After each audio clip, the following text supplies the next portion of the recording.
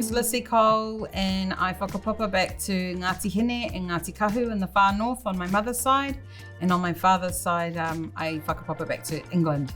Kia ora, ko Rudi Robinson tōku ingoa. E te taha o tōku pāpa, he uri ahau o Taranaki Maunga.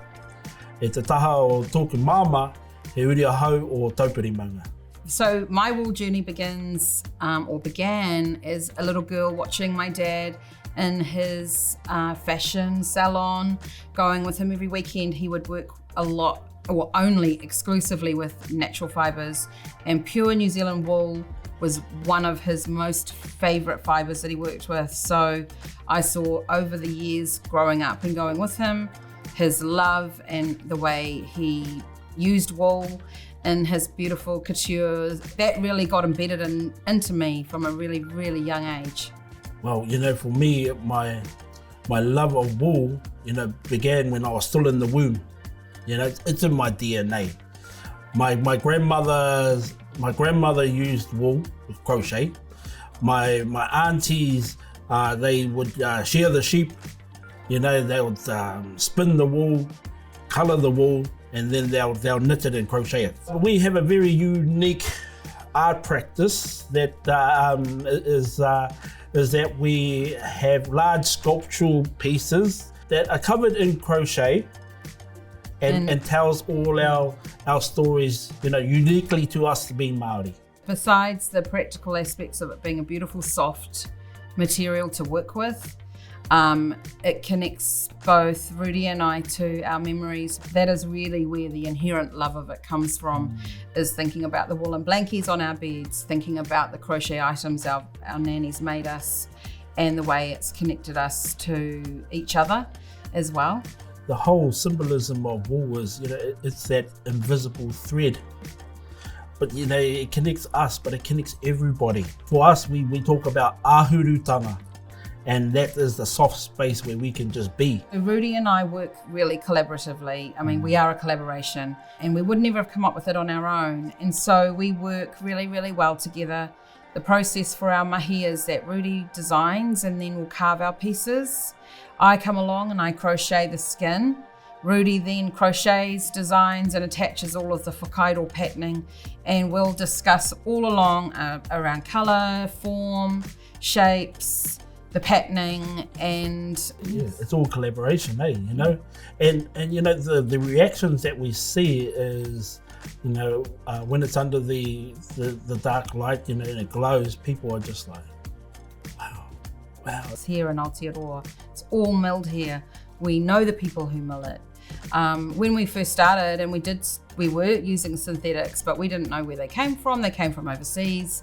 And so being able to have that direct relationship to the mill, to the people that dye it, and work with it through this incredible process that happens, that's a really, really special aspect of working with wool, is that we have a real relationship to where the wool comes from, which for us as Māori artists is really important. The fluorescence is a really big part of our mahi and what we do, and for us as Māori, it's about saying we are loud and proud, we're resilient and strong, but we're also really joyful, and the colours really denote joy. For us, it's a visual language, so they see the orange here, and the orange, I named that after, it's called ete tau, which means my darling. Okay? And the red here is called taumata. And taumata is all about our passion that we have in our work. So each are a different kaitiaki in our practice.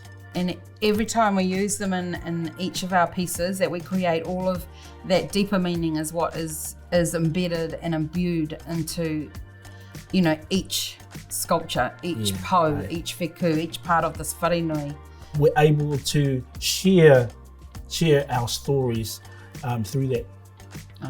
So right now we are creating a full-size crochet wharenui called Wharenui Harikoa, and it is telling the story of Matariki.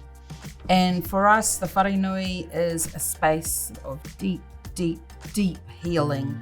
Every loop in this wharenui that we've crocheted using our wool is imbued with aroha first and foremost.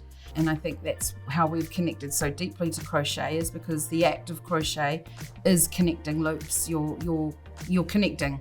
And so this whare is basically a visual representation of this, but told in a uniquely and beautifully Māori way. Because our kaupapa is ko wharenui harikoa. He poro whakahākoko ko uenuku tāwhana ki te rangi. Which means that wharenui harikoa is a refracting prism of tupuna inspired light that shines across the sky like a rainbow. And wharenui harikoa is healing intergenerational trauma into deeply felt joy. You know, one loop at a time, like my wife was saying. But the main kaupapa also is igniting joy globally, all across the world.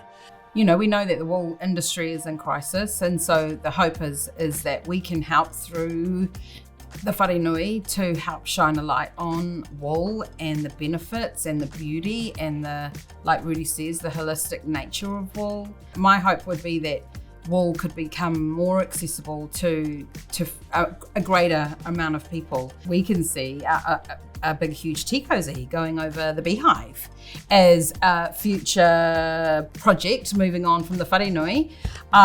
There are, look, wool, National Joy Day. National Joy Day, Right. and just, sharing the love of wool and sharing that, throughout the communities, right throughout Aotearoa.